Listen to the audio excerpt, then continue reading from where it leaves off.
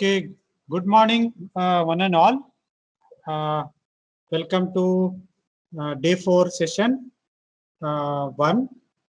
So today we have resource person, engineer Ujjwal Kumar Gupta, and he is going to talk about, demonstrate geospatial data processing and analysis with the Python and GDL tool. And I'll just give his brief biography. So Ujjwal Gupta completed his MTech from IIT Delhi in computer science. Currently, he is working as a scientist SD in his Space Application Center ISRO Ahmedabad. He has published 10 research papers in the area of uh, the image processing, GIS, and artificial intelligence in the international conferences and journal. His area of interest includes digital image processing, GIS, artificial intelligence in remote sensing application. I request Ujjwal Gupta sir, over to you. Start your session. Over to you. So today we are going to see that how we can process the satellite images using Python. So we will use GDAL for the raster image processing and GeoPandas for the vector data processing. So our objective will be that how can we manipulate the geospatial data using Python and other GIS libraries. And at the end, the whole session is oriented with that how you will use these the whatever you learn from this session in your AI and ML applications. So the focus will be more toward the raster image processing rather than the vector data processing, because most of the AI ML in this training you will see through the images. So this is the core of this session. With this initial idea, this is our agenda. So first we will learn about the basics of GIS and the terminology that we are frequently using in this session. Second, I think we will skip the part 2 unless there is any doubt related to the installation or the introduction related to Anaconda or Python. And at the end, the main part, we will start our main objective, that is the geospatial data analysis. So first of all, what is geoprocessing and what are the geospatial data? So geoprocessing usually refer to manipulation of the geospatial data, and geospatial data is something that is any data that is related to Earth's surface. So obviously when we talk about the geospatial data, it refers to something that is related to Earth's surface, plus it has some kind of reference system related to it. Then only we say it is geospatial data. So geospatial data in GIS is divided into two parts. One is the raster data and second is vector data. So raster data is kind of spatial data where the data is represented in the form of the image or matrix or array, where each pixel provides some kind of special or specific information related to particular coordinate. So this kind of data is called raster data. Second kind of data is vector data, where the data is represented in the form of the geometries. And geometries may be the points geometries, there may be line geometry and the polygon geometry. So the idea is that when we have a continuous data that is applicable to a large Earth surface, in such situation raster data is preferred.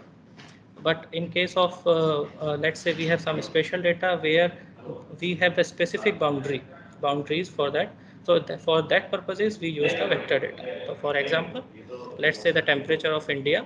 So the temperature of India is wholly distributed over Earth's surface. So in that case, the raster data would be the ideal classification for the temperature. Similarly, let's say if we want to find out the boundary wall of the NIT K. So in that case, we have particular boundary for we have a specific boundary for this NIT. So this data will be represented as the vector data. So the administrative boundary will be in the form of the polygon. Let's say we have the road network. Let's say we have the data of road network of Karnataka district, Karnataka state. So in such situation, the road network will be represented in the form of the line. And let's say if we want to find out number of the location of educational institution in Karnataka. So that will be represented by a particular point which have specific coordinates. So this kind of data will be represented as the point data. So this is the basic idea of basic classification of geospatial data.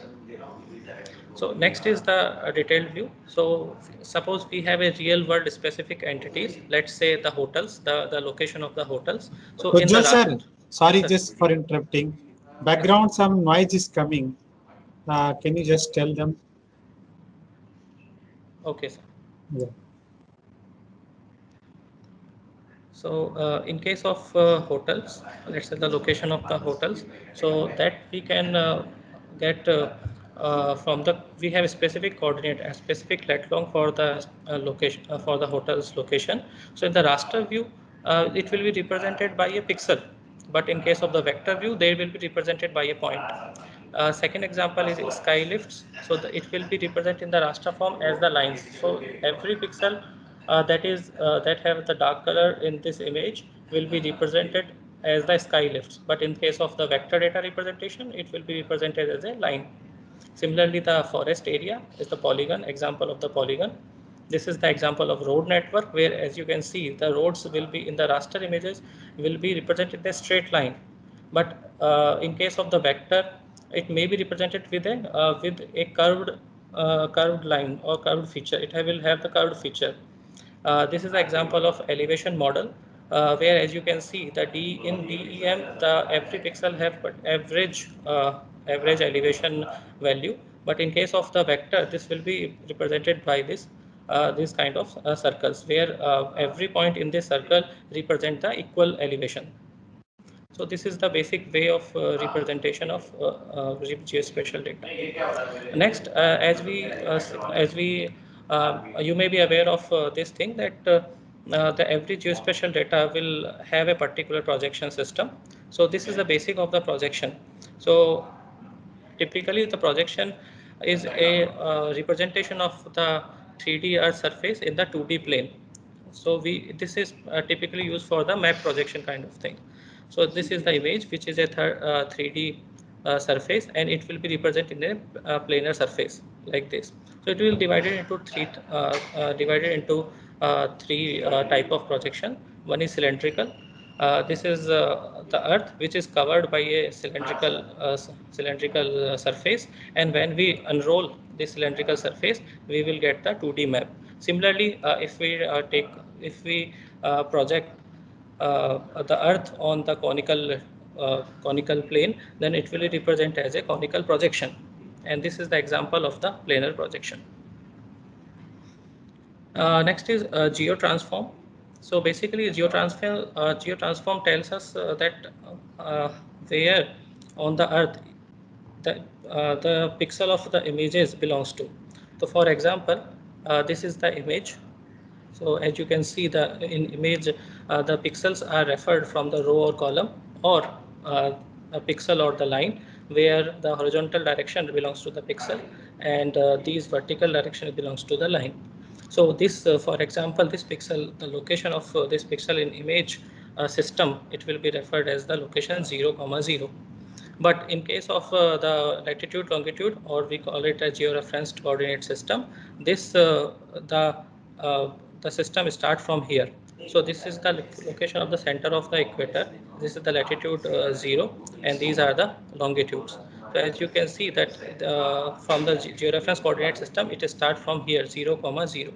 So we need to find out a type of the transformation, so that we can perceive the image coordinate system, or we can transfer the image coordinate system into the georeference coordinate system, so that it can represent the actual location of the pixels.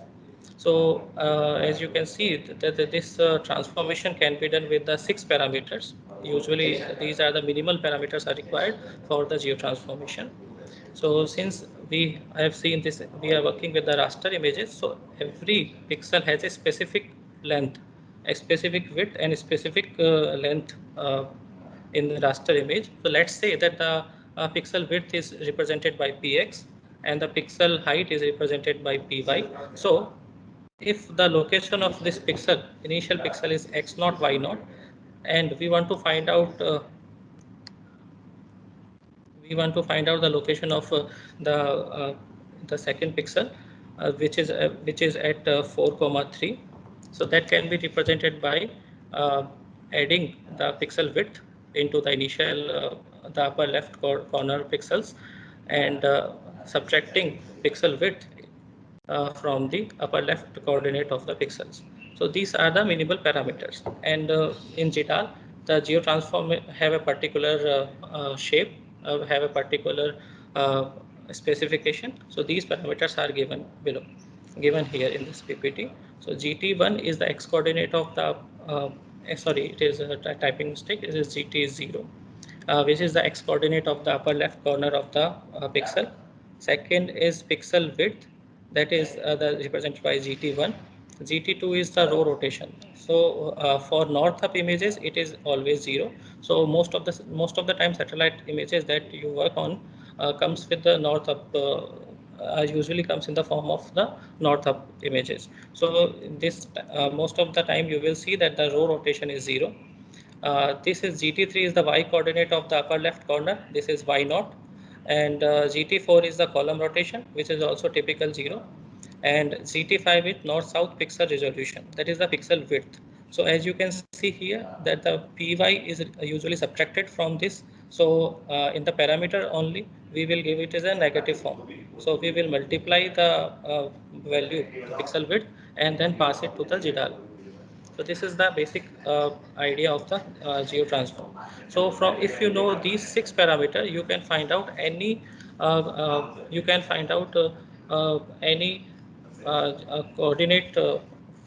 any coordinate belonging to any pixel of this image. This is the basic idea.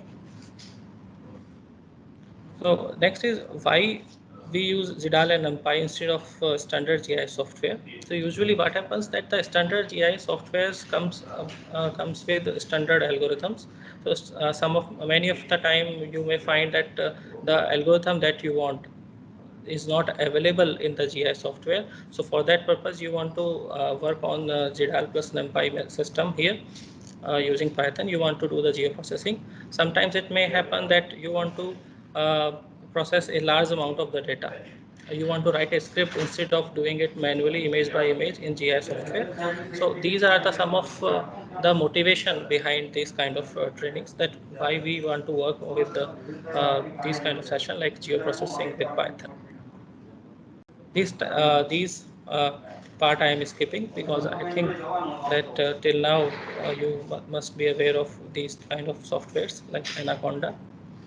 Yes, GDAL is important because the GDAL is basically refers to Geospatial Data Abstraction Library. It is developed by the OSGeo, which is a worldwide standard organization, and this is typically used for geospatial data manipulation. So henceforth it is used for raster and vector based geospatial data. It supports more than 100 different kind of formats. Some of them are listed here like NV, GRASS, GeoTIFF. It also support hierarchical data formats such as HDF, NetCDF. These kind of data formats are also supported by GDAL also. At the end, this typical image processing algorithms are inbuilt in GDAL, that you can see it here. So it comes with the command line utility also. The initial versions of GDALs are available in the form of command line utility, but with the popularity of the languages, it comes now with the APIs, typically in C, C++, Python, Java, and some other languages also. So here are the command line utilities. If some of you are interested, then you can download it from the given location, and you can explore these kind of utilities. Next is GeoPandas. So basically GeoPandas is the expanded version of Pandas, where the Pandas are typically used for the Excel sheet kind of data. So it basically is an umbrella, I will say it's a wrapper library, which itself are made up of the 4 libraries. One is Pandas, second is Shapely, third is Fiona, and fourth is Matplotlib. So pandas is for the spatial operation. Shapely is to actually there are some functionalities related to multiple geometries, so that can be handled by the Shapely library, which is available inside the GeoPandas. Third is Fiona, that is for reading and writing of the files, different vector files. And fourth is to plot the vector data. So it uses the matplotlib. Next is NumPy. I think most of you are aware of this thing. Yes. So how we are going to process with these libraries? So basically the thing is that we start reading and writing. First of all, if the satellite image is available, so first we have to read the data. So that is done by the GDAL. Second is once the desired library read the data, it transform into a GDAL data set. From that GDAL data set and the available metadata with it, we try to convert it into the NumPy array, and where we try to do some kind of calculations that is done on the array kind of NumPy array format. And at the end, when the operation is completed, then we transform, or when we write the data again into the geospatial data set using ZDAL. So this is a typical workflow. And sometimes that the middle part where I have written the uh, uh, performing some kind of calculation or do some kind of operation, that can be done with the GDAL also, because GDAL comes with inbuilt functionalities that we will see in detail in the later part of this session. So from GDAL 1.3 and above, GDAL comes with the NumPy bindings. So it is now possible to do NumPy operation using GDAL. So this is the typical example of the GDAL data set. So when we read data, when we read satellite data, it transforms into a GDAL data set. So this is a typical example where the GDAL dataset, the main dataset is available here. It comes with the geotransform and the projection information. Now, this dataset itself contains some bands like band 1, band 2, or band 3. There may be n number of bands here. Each band has the data array, that is the main data that we are interested on, and the some overviews associated with it. It is also possible that this band 1 has some kind of metadata related to it. So this is a hierarchical data kind of system where the initial is the data set, then each data set have multiple bands, and each band is associated with the data array and metadata. So this is you have to keep in mind while processing your satellite images through GDAL. This is the example of HDF dataset. Sometimes it is also possible you may encounter that the satellite images that you downloaded from the data distribution agencies are in the form of HDF dataset. So this is a typical example. The core will be the same. So it is the initial HDF5 dataset which will have the associated metadata. Each HDF5 dataset are further have the groups. So these groups are maybe having some subgroups inside it and the metadata, or each subgroup have access to the direct data set. So this is the typical example of HDF datasets. So the key thing is that we have the multiple level of accesses. The first level is the dataset, second level is the sub datasets or the groups in case of the HDF, and each group will have either have the subgroups associated with it or the direct dataset. So this is you have to keep in mind. So this is the typical example of when we use GDAL with the Python. We will go into the details as we progress further. These are some of the references that you may be interested in for further reading. I will recommend if you can get this book, Geoprocessing with Python, where you will find the detailed example as well as the details of whatever we are doing today in this session. If you are interested, if you want to further enhance your knowledge, that you can do using this book. Now we are moving with this theoretical aspects or the initial mandatory requirement. Now we are going toward the hands-on.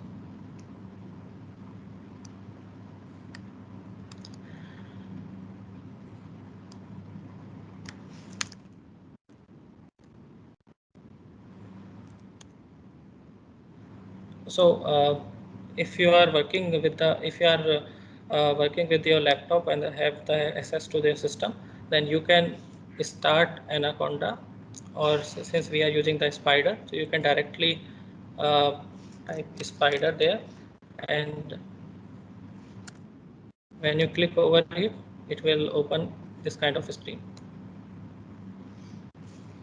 So this is a typical screen of Spyder. So as you can see, it is very much familiar. Those who are familiar with MATLAB, that will find it very much uh, have resembles with the MATLAB. So let me give you just a small introduction that how you can write the code. So this section is for writing the codes. So here you can write your code. This is basically console. So by default it is IPython console. So here you can write anything. You can write some kind of command like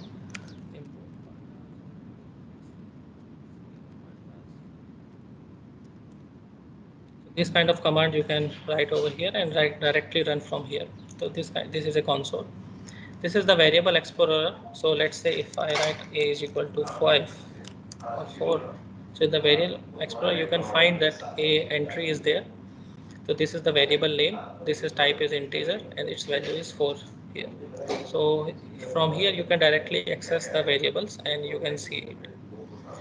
Further here the plot is there. So whatever plot that we are going to whatever plotting we are going to do in this session, that you can see from here in the plot files, and these are help. So when you pass an object here, that you can get the documentation of that object.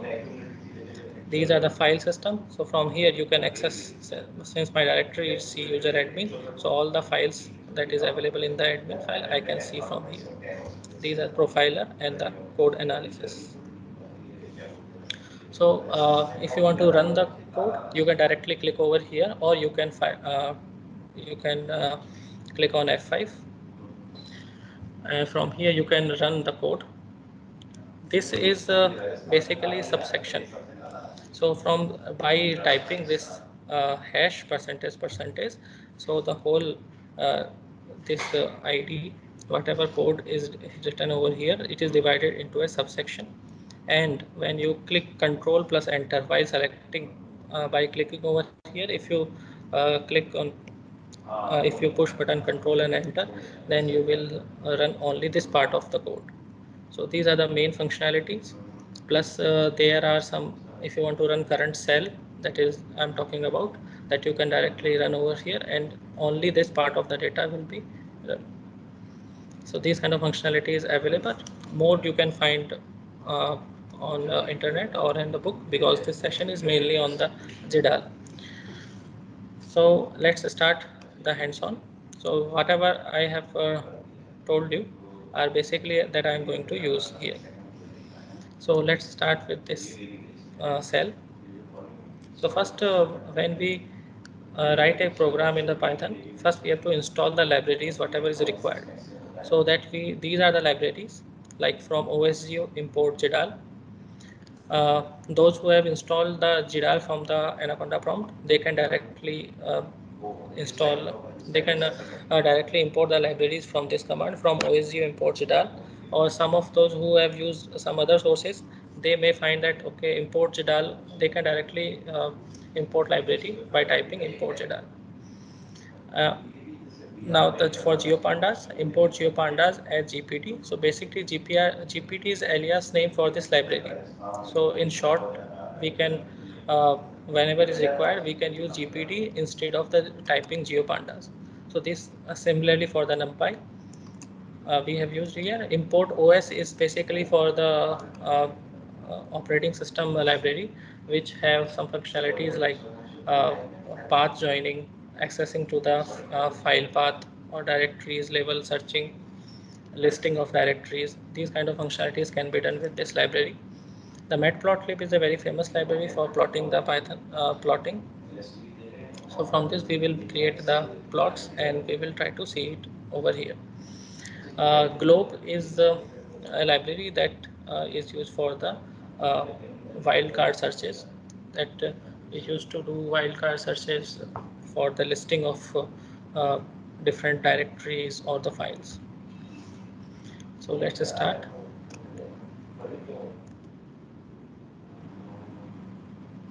So I've run this cell. All the libraries are already imported. Now the how to read GeoTIFF files in GDAL.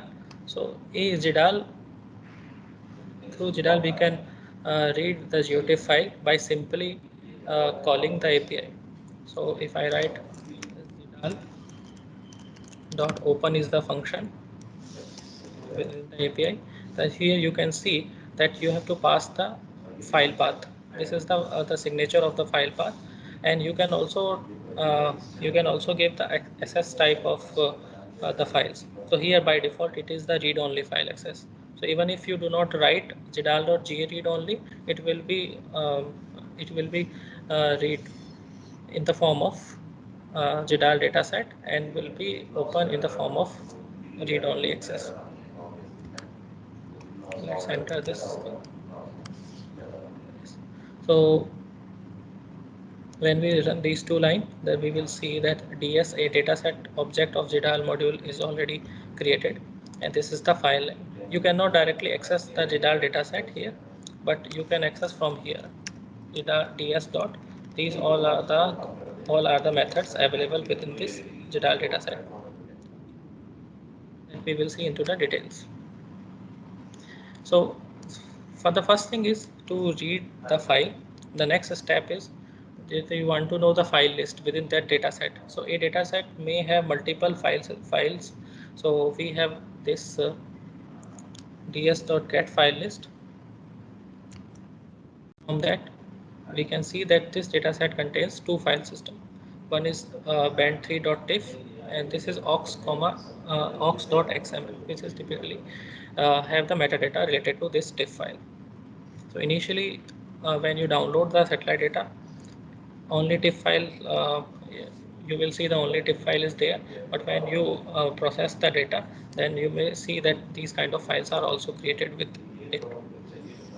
Next is, let's say we want to find out that we have the raster. We want to find out the image width and image height, as well as the how many number of bands are within the data set. So that can be done with the ds.raster count. This will give us the number of bands. Also, if you want to run only selected part of the code, then you select the lines and press F9 button. So when you do it, the only those portion of the code which you have selected will be executed. So here you can see the number of bands are 1.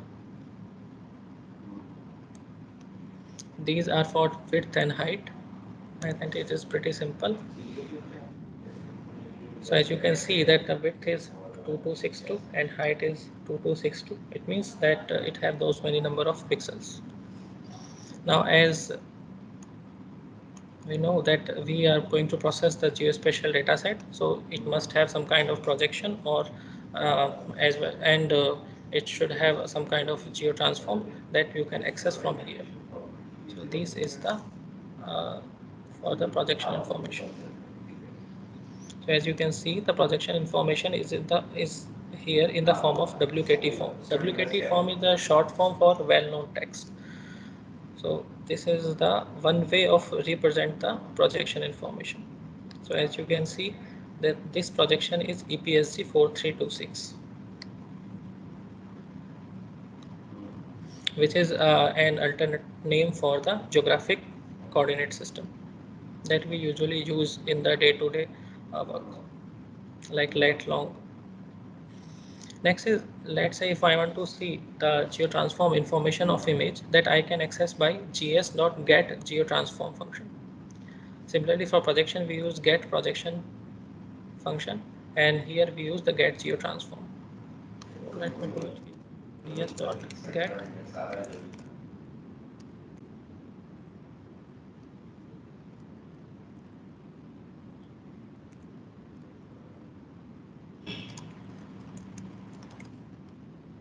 So these are the parameters that we have discussed in the slides. This represents the upper left x coordinate. This represents the upper left y coordinate. This is the pixel width, that is the x pixel size in x direction. This is pixel size in y direction. Since this image has a square pixel, so you will see that the pixel value of this pixel value in the x direction is equals to the pixel value in y direction. But since we are working in the y direction, it is multiplied by -1, or it is a negative value. So that's how we get the geotransformation information of an image. Now let's see that uh, we have the raster image, and we have the image coordinates along with us, that is the row value and the column value, and we want to see that what this row value or the column value represent in the actual geographic coordinate system or actual world. So that can be done by applying the geotransformation. So the signature for this is GDAL.apply geotransform. This is the GT that we received from here, geotransformation information, and these are the row value and the column value for which we want to get the coordinates. So this is the upper left quadrant corner system. So GT is not defined.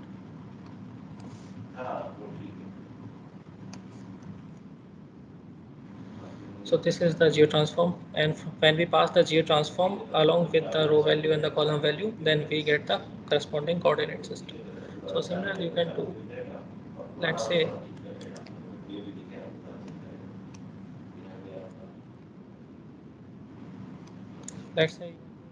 the coordinates of the center pixel of the image, that you can do by typing it here. GT is the geotransform information that we pass, plus uh, row value, that is row index. So in that case it would be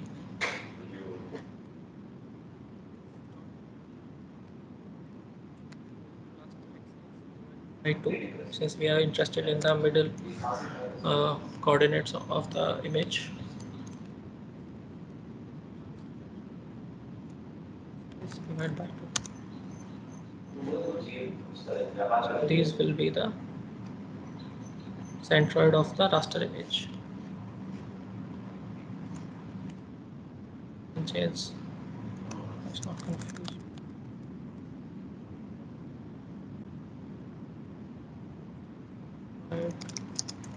Coordinates.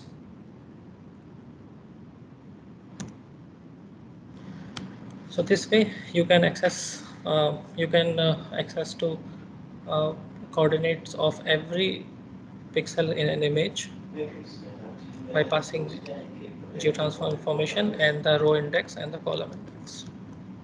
Next is, since we have seen that GDAL dataset have a corresponding metadata available with it. So if you want to access that metadata, that can be done by ds.get metadata. Get metadata is a method by which we can access metadata at any level. Let's say we are using here at ds level, dataset level. Here we are using at the band level. So that you have to keep in mind. So it has the metadata associated with it only in the, that it is the area or point area. So this is the metadata. It returns data in form of the dictionary. Next is, okay, number of band we have seen earlier. Let's say if want to get access to the first band of the image. So that can be done from here. Get raster band function. So within the dataset, if I apply get raster band, this is the band number.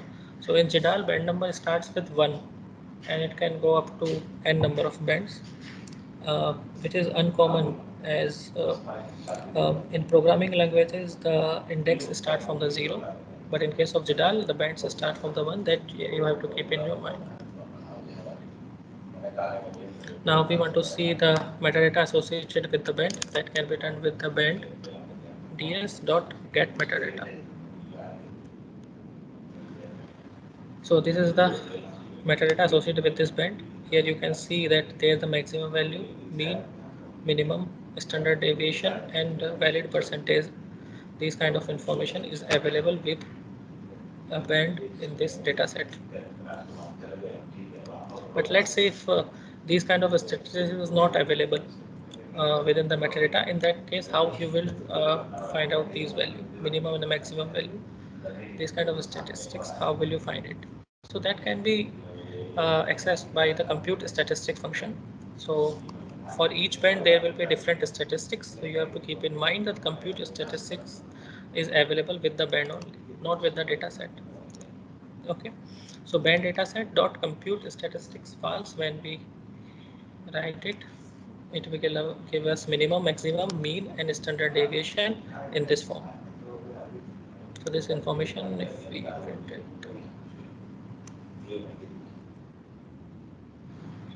so we will get the minimum, maximum, mean, and standard deviation as follows.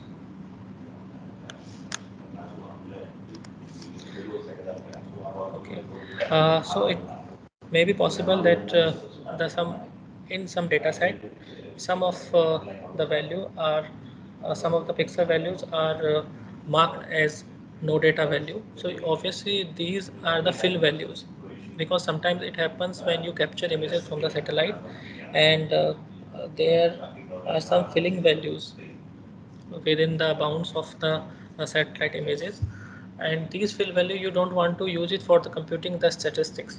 For example, let's say if something is happening on the land surface, but since satellite is capturing the images, it captures the ocean, it captures image over ocean also. So obviously the parameters available on the land will not be available on the ocean, but satellite gives us a raster image. So we actually use some a numerical value to fill those pixels which are on the ocean. So it is possible that you may find some kind of raster images where no data value is assigned. So you have to, if you want to get that what are the no data value associated with the band, that you can find here. So in this image there is no data value linked over here.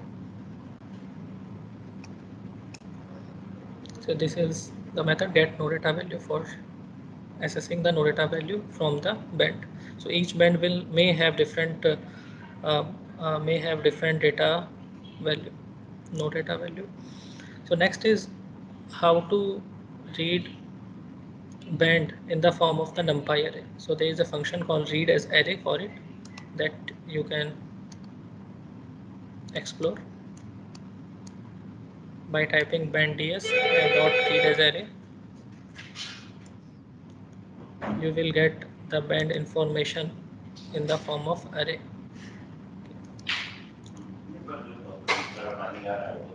This is the numpy array. From here you can see.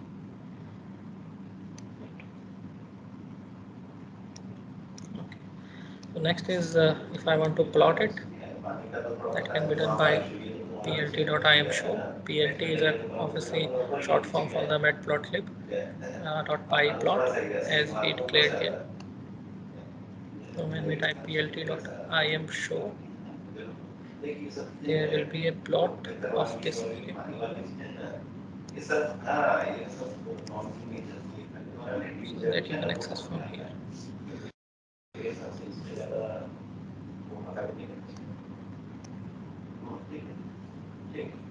This is the image. So we are actually accessing the band 2 information. So in AWIFS, band 2 refers to green band.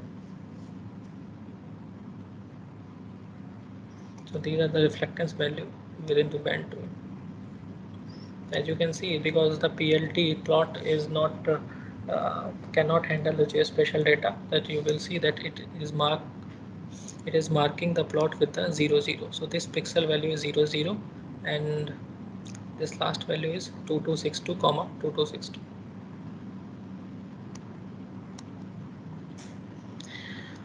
Next is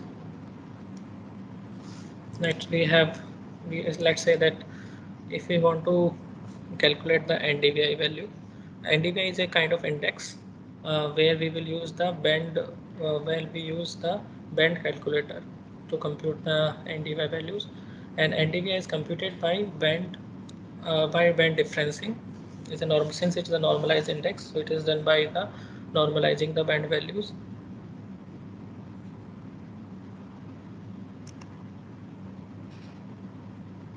So it is NIR minus RAD divided by NIR plus RAD. In case of the AWIFS data, band 4 is the NIR band and band 3 is RAD band. So NIR minus RAD, which is band 4 minus band 3 divided by band 4 plus band 3 will be the our vegetative index. So if you see the data over here, that is shared with you, you will find that band information is available like this: band 2, band 3, band 4 and band 5. So this is green, red, this is NIR, and this is the SWIR band, which have the reflectance value that is captured from the satellite. So by this function, like we did here, read as array, we will open the band GDAL.open, so it will open automatically in the form of the data set. If the data set contains only one band, then you can convert the data set directly into the NumPy array by applying the function over here. That is read as array on the data set only, because it contains only one band, so it will not a problem. So through this you will get the band for information into NumPy array. Let me run it here.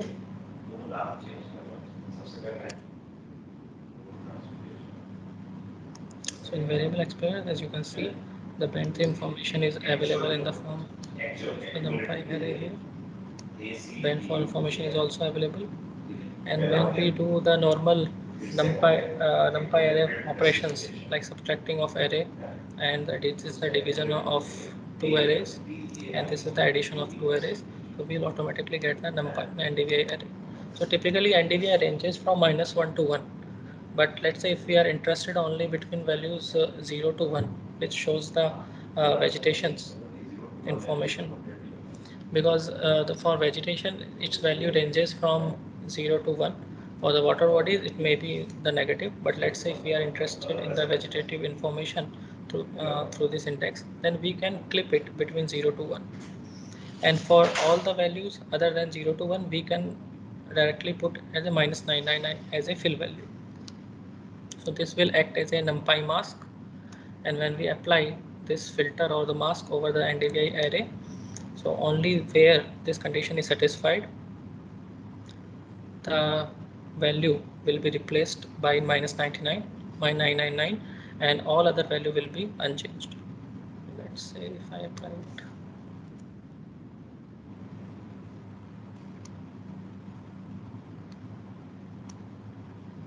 Okay. You can see NDVI array, as you can see, is between 0 to 1 all over the place.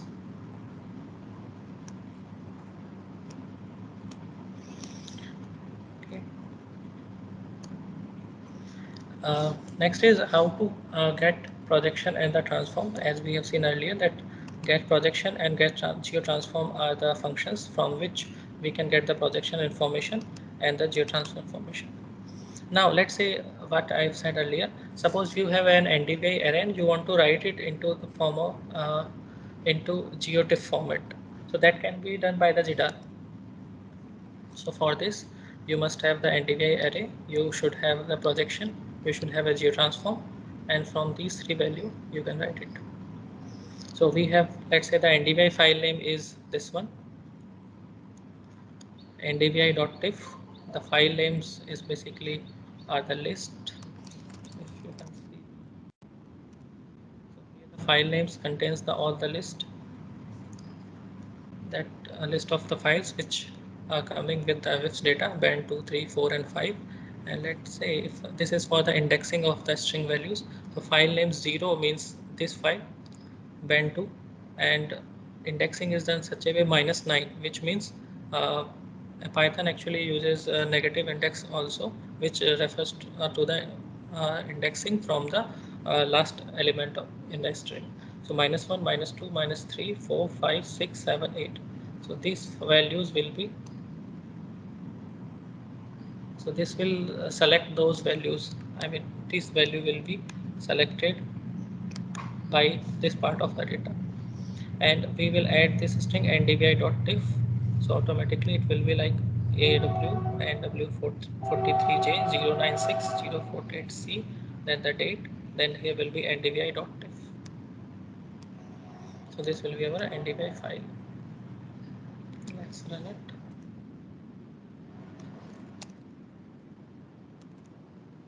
This will be our ndvi diff file. So let's say that if we want to store the ndvi array, the numpy array into this file, that for that first we have to actually call a driver.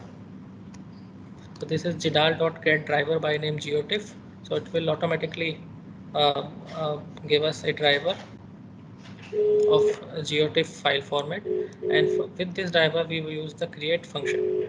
So it will have the ndvi filing or the filing where we want to store the array. This will have the array shape, size, and this will have the number of bands. This is the data type, so like integer, float, this kind of data type. GDAL supports all kind of NumPy data type also, but the access should be done by this thing, GDAL G for GDAL, DT for data type, and here you will assign the multiple data types. Let's say we want to store it in the float 32. These are the create options. So create options typically are for compression, or let's say the block size in X direction, block size in Y direction. So these kind of parameters we can pass in the create itself. So what we said earlier, that we are interested only information on NDVI values between 0 to 1. So all the values between 0 to 1 are intact with the NDVI array, and the remaining pixels are replaced with the -99. So we call it a no data value. So that no data value is -999. That every data set, as we have seen earlier, have the get projection and get geotransform. Similarly, it have the set projection and set geotransform functions. So where we pass the projection and the geotransform information. In this raster band, number of bands, let's say if I am interested in the multispectral bands, so I can pass the, let's say multispectral band of 3 raster bands. So I can pass 3 over here. If I am interested, let's say in hyperspectral bands, let's say 60 or 70 bands, then I can pass here 60 or 70, whatever the case may be. So I can access each band, I can access each band by this get raster band 1, and from this get raster 1 I want to write my array. So similarly as read array, we have the write array functions where we will pass the NDVI, the NumPy array that we have. We pass it as a parameter, and automatically this value will be written on this raster band. And this is for set no data value, so no data value will be set here. So this is the typical writing of an NumPy array in GDAL, in GeoTIFF using GDAL.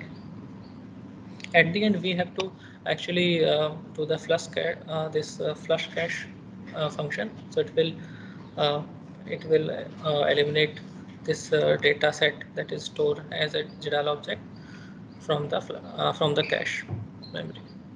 And this is for typically writing the memory into the disk. Uh, you can also use dst ds is equal to none instead of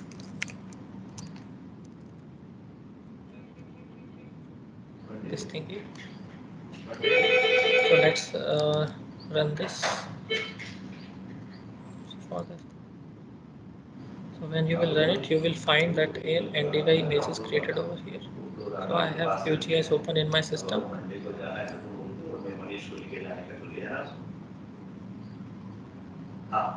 I select from the information I can see what are the values.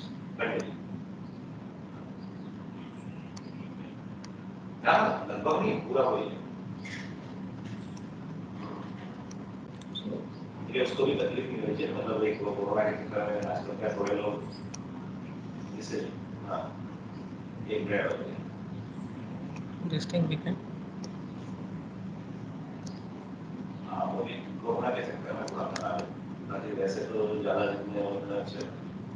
Actually, let me run from here so that no data value. I can show you the no data value also.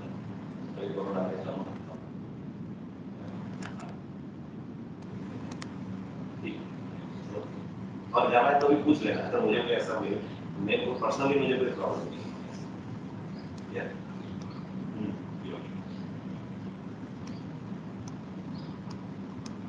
वो देखता है मतलब मैं output के लिए कौन सा क्या वाला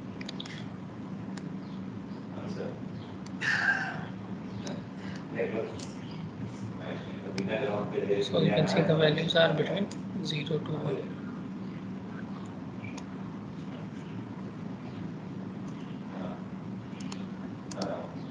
देखिए सही बात है Next is stacking of the bands. So if you want to stack the multiple bands like band 2, 3, 4, 5, when you order the data from NRSC, it will come individual bands stored in individual files, .tif files. So let's see if I want to stack all the files, that can be done using this. So we have file names. AW Globe is a library for searching based on the pattern, for listing the file based on the pattern. So when we search it, we will list all the file names here.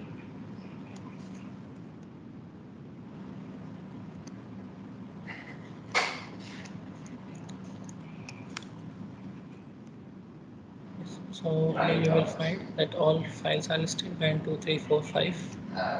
Now for stacking, first we have to create a list of the arrays that we will done here.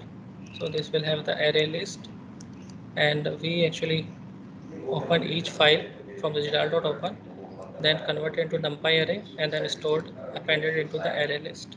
So like this we can do. We have the geotransform information with us, we have the projection information with us. So these are the necessary information. Then from this array list, we actually create a new GDAL data set right here. This is the new stacked data set, and from here we uh, gave the number of band equals to the array list. So let's if say we have the four files with us, four bands with us, then we can give the length as a 4 here. So we stored information as unsigned integer 16. Compression is done by the LJW. These are the shape 0 and shape 1 are the raster X size and the Y size. Okay, as we see the signature in the previous, the width and the height.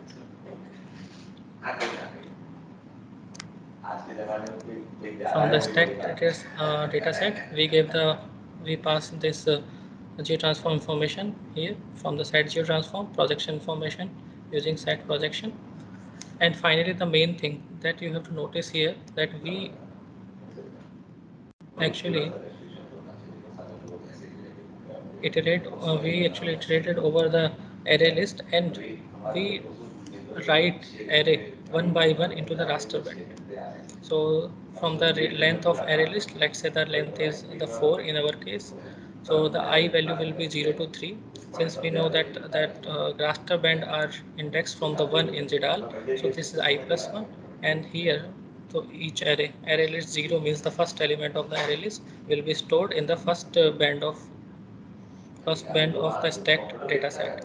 So ultimately this will create a GDAL data set, and we have already given the instruction that we want it in the form of the geotiff format. So these will be available with us in the form of the geotiff file. Let me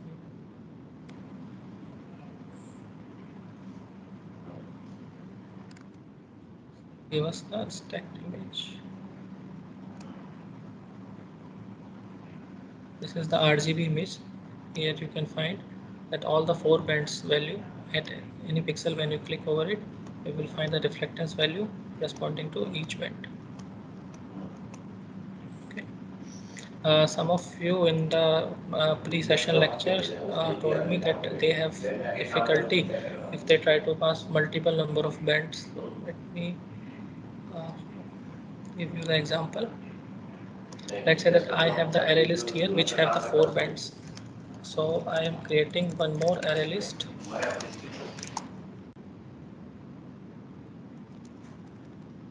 Array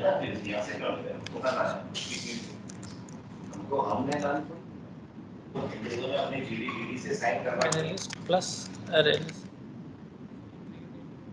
will have now 8 bands, 4 bands from this array list and 4 bands. I am actually duplicating or repeating the array list by creating a new array list.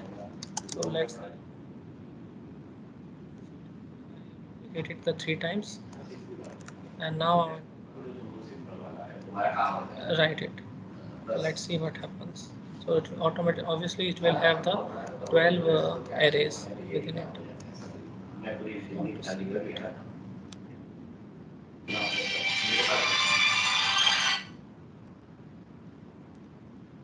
You see that it have the 12 bands. It is something like we want to write 12 bands into an array, into a GeoTIFF. Actually this is for visualization purpose. It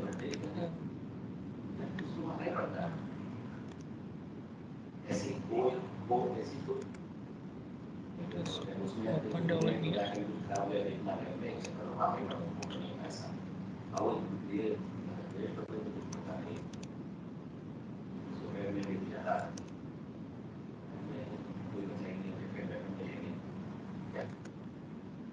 So now if you see it, you will see that this file have 12 bands.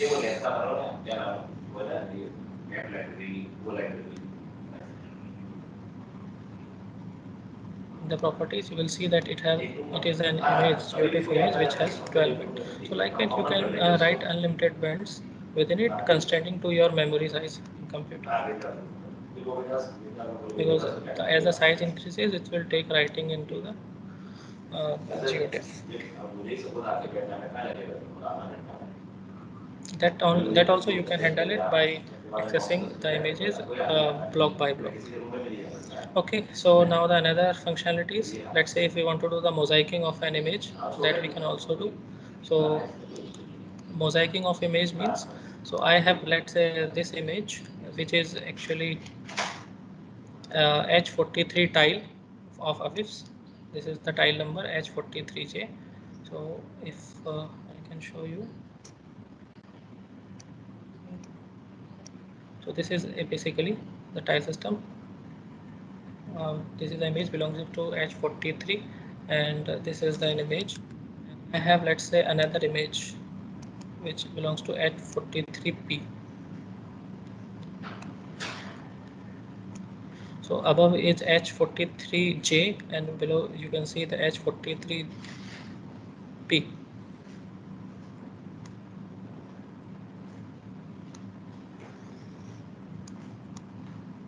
Right. So this is H43J, and this is H43P. So sometimes what happens, let's say if you have area of interest with you. My area of interest is the Mansa district of Punjab, and sometimes it so happens that your area of interest is so large that it is not constrained to only one tile or only one image of satellite image. In such cases, what you want to do is the mosaicing of the two images. So that can also be possible by the GDAL. So you want to a single image which will constrain both the images here, H43J and H43P. And this is our Mansa district. So sometimes if you find some kind of problem like this, then you have to mosaic the two images H43J and H43P, like in this example. So that you can do by GDAL. So this is our, let me change our working directory.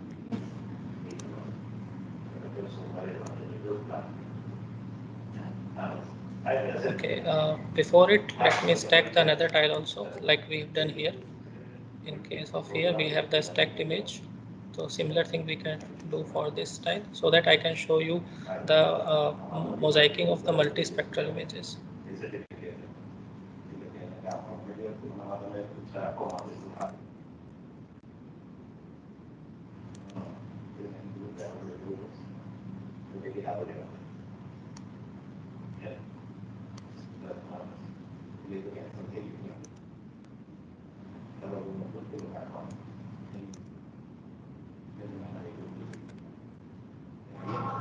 So we have RG images in the both the papers. You can see it also. We have created this now, the RG image for H43. Now let's say we want to mosaic both multispectral images. That also we can do.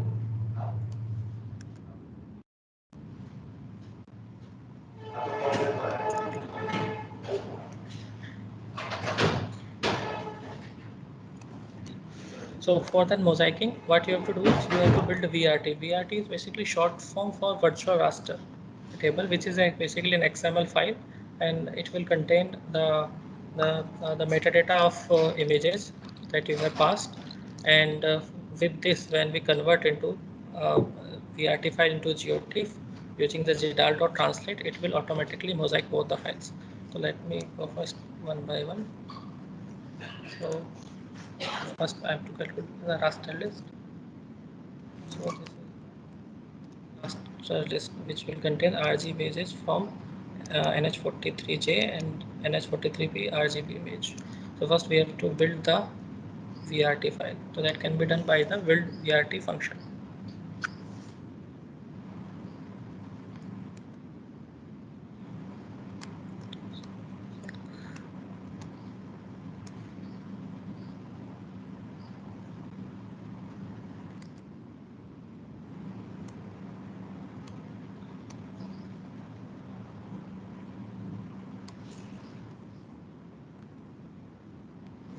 So this is the VRT file.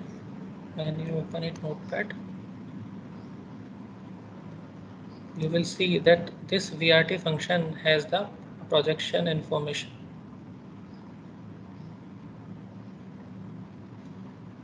This is the sample example of VRT. So it has the projection information here. It has the data type information. Also the location of the images, that the RGB TIFF file. Plus it have the raster X size and Y size. How it is storing the information. This kind of information is available in VRT.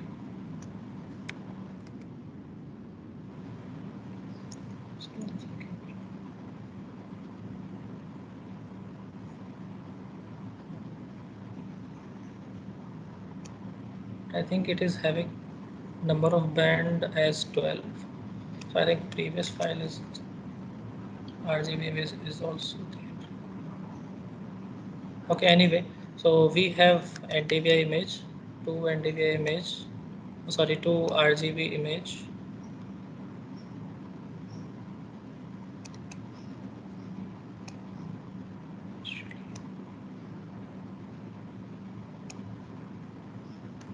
How many bands it have? Okay, so it have 12 bands. That's why in the VRT table you could see that there were the 12 bands there. Anyway, no problem. It will not have any problem in the session. So the next thing is, let's say we want to do the mosaic. So with this we can do the mosaic. I think mosaic, first we have to transfer into the VRT file, then we have to do convert the VRT into the GeoTIFF file.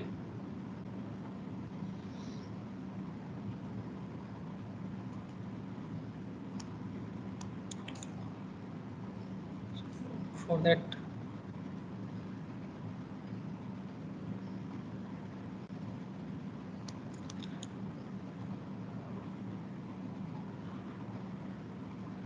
okay, actually sometimes it may happens that when you do the mosaicing of it, it may ask for the number of band should be equal in the both the images.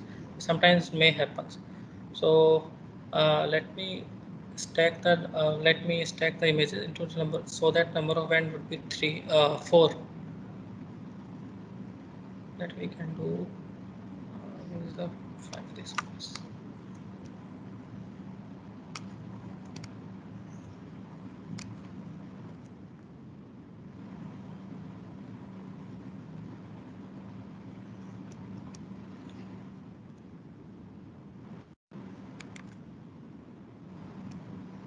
Okay, RG file is available. First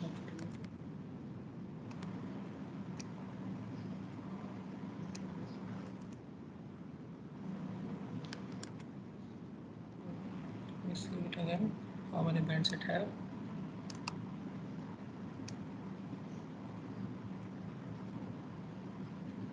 So it's going to have 4 bands. Okay. So it is having 4 bands, and it also have 4 bands.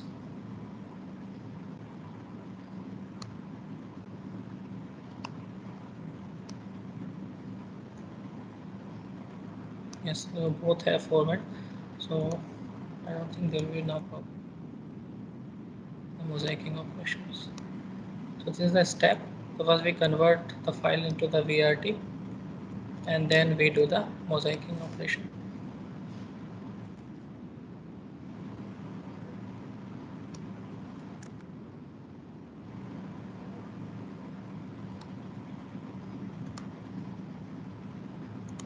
So it will be the mosaic image, as you can see here. Both the images are mosaic, are now a single TIFF file. Each have the since both the images have the 4 bands, so it will also have the 4 bands. Yes, it may sometime happens that this give the error that the bands in the both the images which we are passing it to mosaic do not have the same number of band, that you can see here. We have the 4 bands. So moving further, let's say if I want to clip the image, before that, let's say I want to reproject the raster image. So this raster image currently we have in the projection system of geographic lat-long, and now let's say if I want to transfer it into the UTM 43N. So this is the EPSG code for the UTM projection, and I want to reproject it into the in the UTM 43 and write it into a reproject.tif file. So for that we will use the GDAL.warp. GDAL.warp takes the destination image dataset or file name. This is the source dataset or file name, and inside the option we have to pass the projection and other parameters also, that we will see it here, because these are the important. GDAL warp and GDAL translate are two important functions in the GDAL API that is frequently used, are very much used actually. Warp option, as you can see here, we have the source SRS, we have destination SRS, that is the output SRS or the coordinate system in which we want to write the file. We can also resize our pixels. So we have the X resolution and Y resolution, that is the pixel size in horizontal direction and the vertical direction.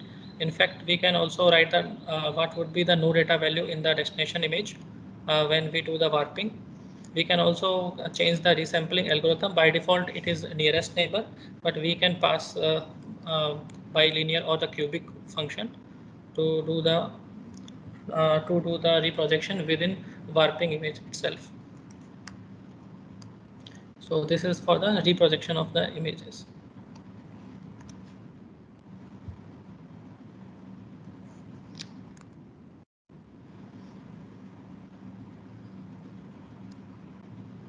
So here you will find that this is GPROS image, which is a reprojected image, and if you want to see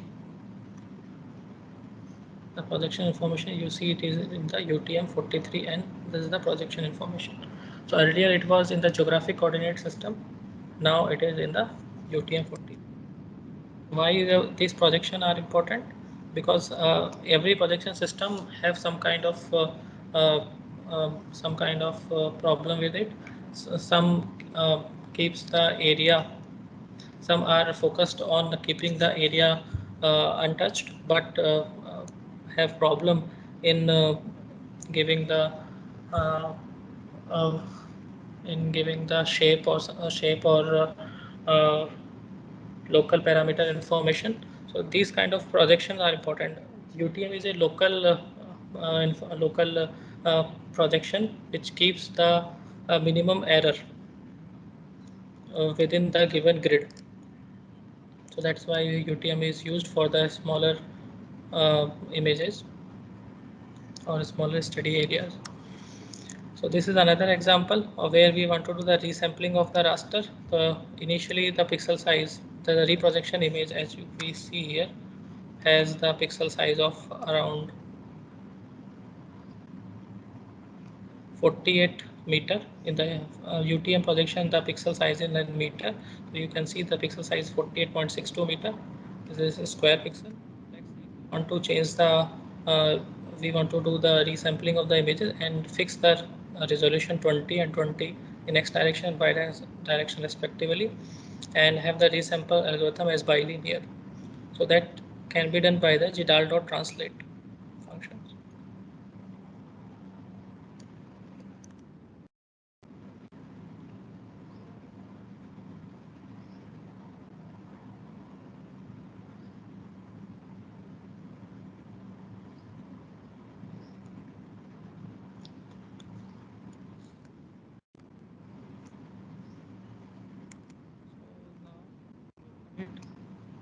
Translated image, and then this is the resampled image. If you open it in QGIS,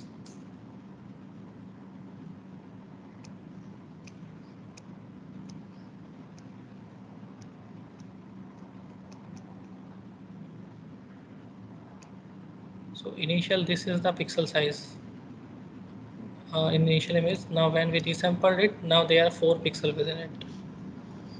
So you can see the pixel size is reduced by the resampling technique. So GDAL.translate option have similar features as the VARPs.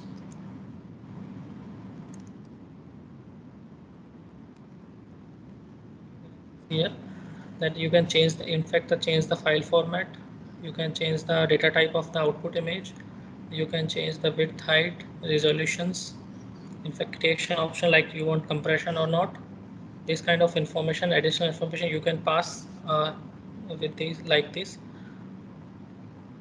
and then the GDAL translate option that you can pass in the GDAL function.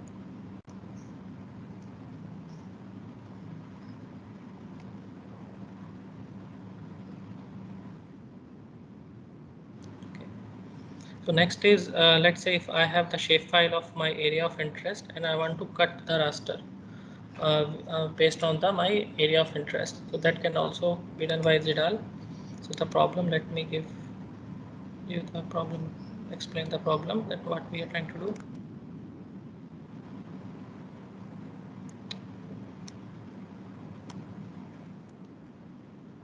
These two.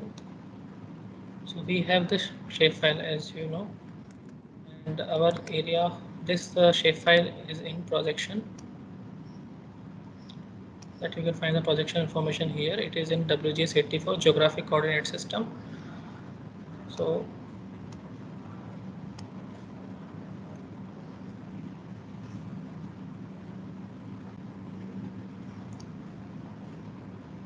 we have the merged raster image with us. This is the merged raster. It is also in the same projection, geographic projection, and I want to clip the merged raster image.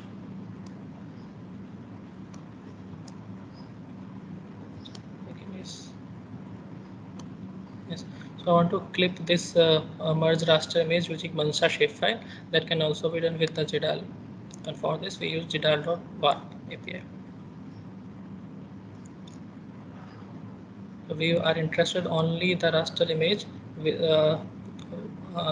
which have the pixels within this shapefile.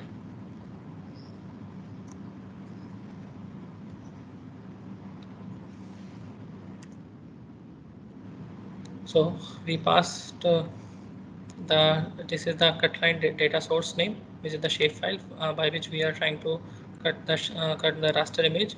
This is crop to cutline is true, so which means we want the bounds which have the same bound as the shapefile. Also the destination node data, I mean those pixels which are outside the shapefile boundary will be now 0. We'll have the value that is given here.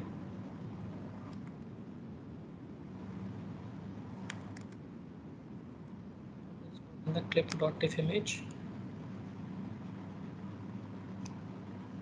So if I close it, here you can see that the raster images is now clipped to the shape according to the shapefile passed by us, and these are the values. So all the values lying within the shapefile are intact, but outside the shapefile, this is replaced with the no data, and the no data value is exactly same that we passed. Those are the zero no data. So likewise, we can clip the raster image based on the vector data, and we can get the information only in which we are interested. Now is most another important functionality that how to rasterize vector data. So the problem is, like, we have the shapefile and we want to rasterize it, or we want to convert into the image form. So obviously it will, since we are converting it to the image form, it should have some pixel values, pixel size in x direction and y direction that we can have. So for that, first we have to read the shapefile using OGR. OGR is comes within the OSGeo package. So first you have to import OGR. From OGR get driver by name, you pass the shapefile. If you have the shapefile with you, then you have to pass the S3 shapefile. If you have some other vector data file format, then you have to pass over here. Then you open it. 0 means it is for read only purpose. So from here you open it. A shapefile may contain different layers within it. So you have to get layer Mansa. The shapefile that I shared with you have only one layer, and it has name of Mansa. So that we pass the Mansa over here. And this is the special reference. For every layer we can find out the special reference of the projection information and get here. Projection.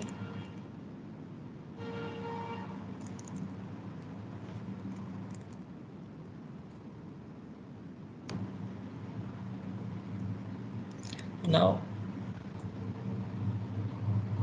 sometimes what happen that we want to we have a reference image, and we want to get the bounds and the pixel image pixel size within that image exactly same as the reference image. Sometimes it may happen in the in some applications. So for that purposes, you will take as a you will read image as a reference data set from the GDAL. You will get the geotransform information like this: x min, GT0 is x minimum, GT3 is y max. From here, and the pixel size information with this simple mathematics, you can find out the x max and y min. So obviously you will have the bounding box of your image.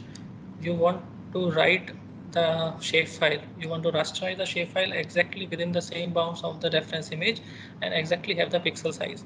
So first of all, you have to create the bounds of your area of interest. So these are the bounds that you pass in the rasterize option function of the GDAL. You will also write the in which format you want to write, data type of the raster image. The resolution, X resolution and the Y resolution are exactly same of the reference image. These are the creation operation like compression. All touched are true, which means whichever pixels are intersecting with the shapefile, that will be rasterized. No data value is 0. Burn value is equal to 255. It means that those values which are lying within the shapefile, uh, those pixels which are lying within the shapefile are exactly have the burn values. That is given is 255. So these are the rasterized options. We pass it. This is the destination file name. This is the shapefile uh, to which we want to rasterize it. The format is GeoTIFF file. We want the output in the GeoTIFF format, and these are the options, the rasterize option object that we have just created by passing the rasterization options.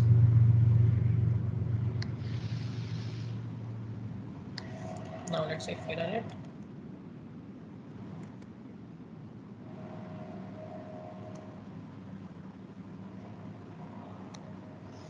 So you will see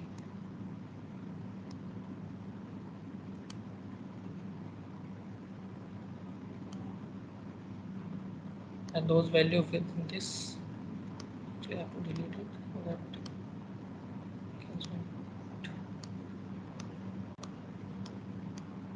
yes.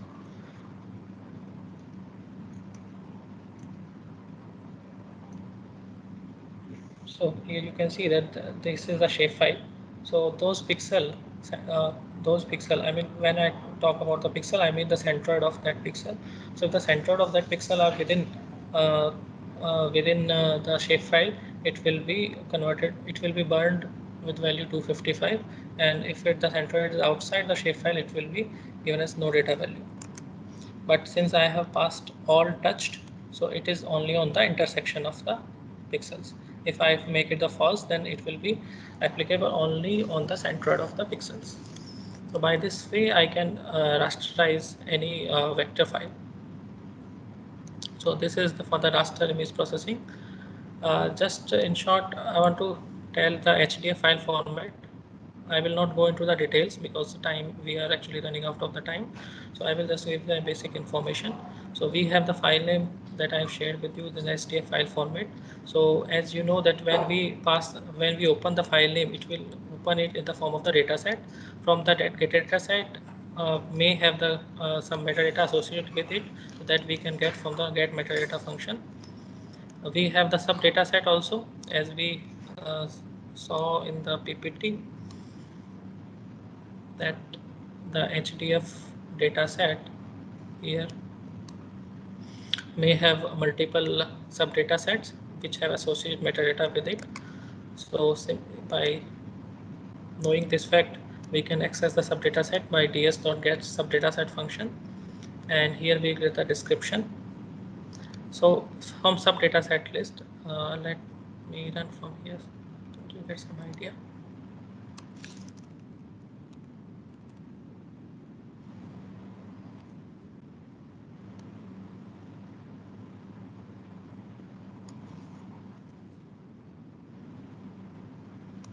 Yes. So the actual, as you can see here, the each data set have some kind of metadata associated with this. So this is the modif file, and it has these many metadata associated with have. So this is the parameter and this is the value. So here you can see that which HDF version it has used, what information this HDF file contains. This kind of information is stored in the metadata. These are the input file names, which kind of file names it has linked to, that we can have. These all are the metadata that you can see into detail here. Now when we print the description, so these are the subdata lists. So this HDF file contains these many of data, and that the name of the data is given here, like NDVI data, EVI, that is the vegetative index, enhanced vegetative index, this is vegetative index quality, whether it passed the quality or not. So these kind of information, these are the reflectance value in the red channel, NIR, blue MIR, zenith angle data. So these are the subdata set. So once we have the subdata set list, so you will see that each subdata list have two things. First is the key, and second is value. So key is basically the subdata set name, and the second is the description of that subdata set. That is generally the name of the data set. So you have to pass the which entry you are interested in. Let's say if we are interested in the NDVI value, which comes first in this subdata set list.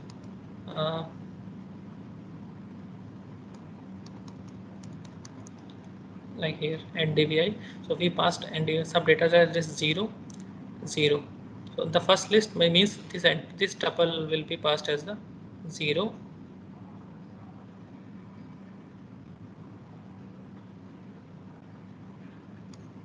Okay, so this will be passed as the 0, and the second 0 means this entry. This is the sub data set name. So obviously we want to access the data with the subdata set name. So I pass a subdata set list. 0 means 0th entry in the subdata list, and first 0 means it's the name. So we passed it in GDAL.open. From here we will get ds. So this is the band information. Now the band projection, and it's now similar to the what we have done in the previous the initial part of this session. It is exactly same.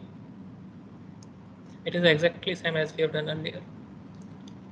So only thing is how to access, how to read HDF and how to access the sub data set within it. That is the motive of this Python code. So once you have the access to the band and you have the access to the sub data set list, you can do the same thing here.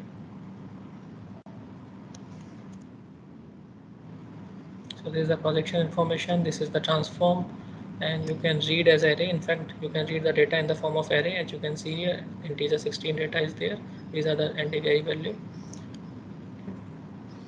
You can in fact see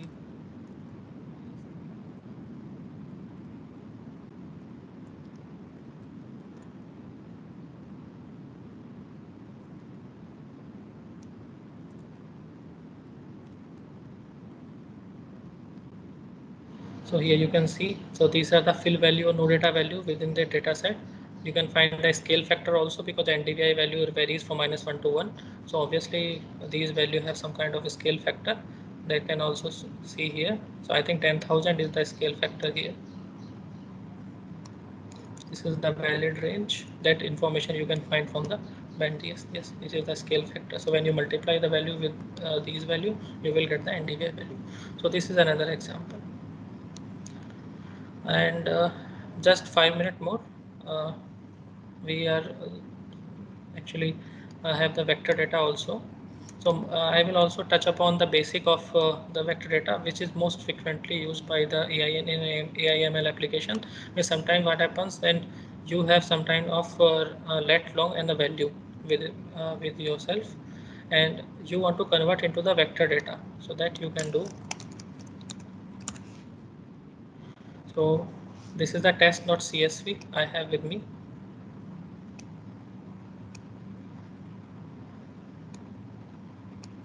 Let me open it. So this is a very simple CSV comma separated file where the first entry is let information, this is latitude information, second is longitude information, and third is, let's say, a sample value. It can be anything like 0, means that it at this lat long the value is 0, at this lat long value is 5, like this. So it is a very toy data that you can create yourself. And see, I want to convert into the vector data. So that I can do is PD is the pandas. So from the pandas you can read into the data frame. As I discussed, that GeoPanda itself uses 4 kind of library: pandas, Fiona, Shapely, and Matplotlib for plotting. So this is the data frame. As you can see, let, long, and value. But this is not the geospatial data right now. So for converting geodata, uh, so if I want to see the columns name, I can type here. I can see that this data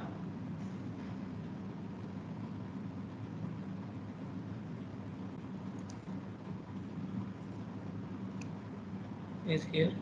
So you can find out gpd.point from xy. You can pass let long information as a geometry, and you can convert it into GeoPanda data from. And that GeoPanda you can plot it, and you can see that. Okay, so I have not.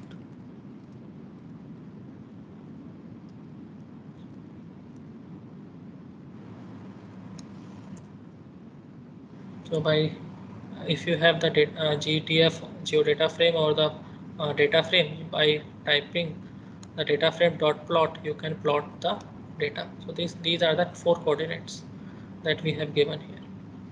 So this is the simple example that is most frequently used for the AI/ML application, because you want to do the validation what you have done. Let's say you are doing the object segmentation and you have given some label to a pixel, and you want to check whether the labeling or the object that you have detected is correct or not.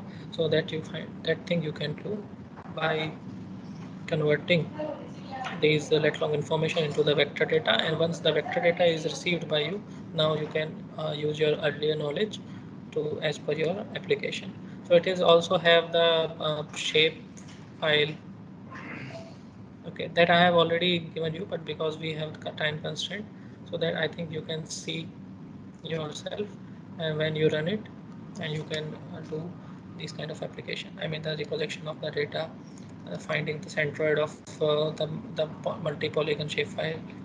Okay, in fact you can slice based on the coordinates also. You want to search only those rows where the coordinate is fallen within a specific range. This kind of query you can make from the GeoPandas. In fact, you can find based on the some column entry, you can that it.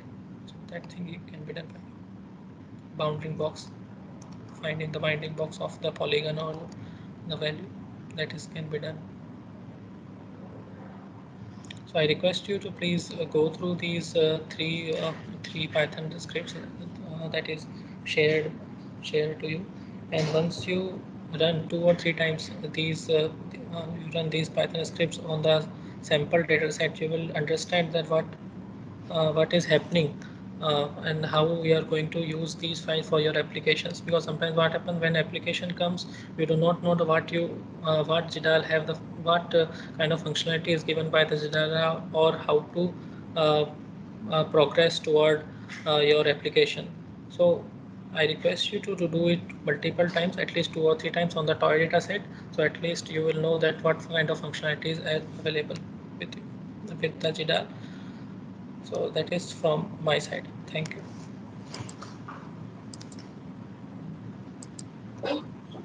Thank you, Jules sir, for giving hands-on geospatial data processing with Python and